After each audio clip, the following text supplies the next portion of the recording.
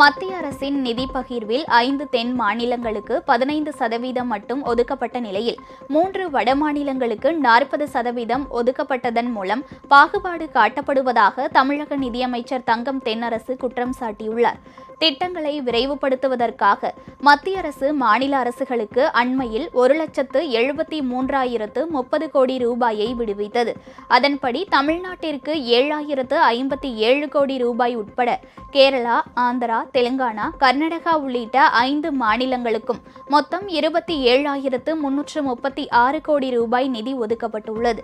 BJP கூட்டணி ஆளும் உத்தரப்பிரதேசத்திற்கு அதிகபட்சமாக 31,039 கோடி ரூபாயும், பீகாருக்கு 17,403 கோடி ரூபாயும், மத்திய பிரதேசத்திற்கு 13,582 கோடி ரூபாயுமாக மொத்தம் 62,024 கோடி ரூபாயும் ஒதுக்கப்பட்டுள்ளது.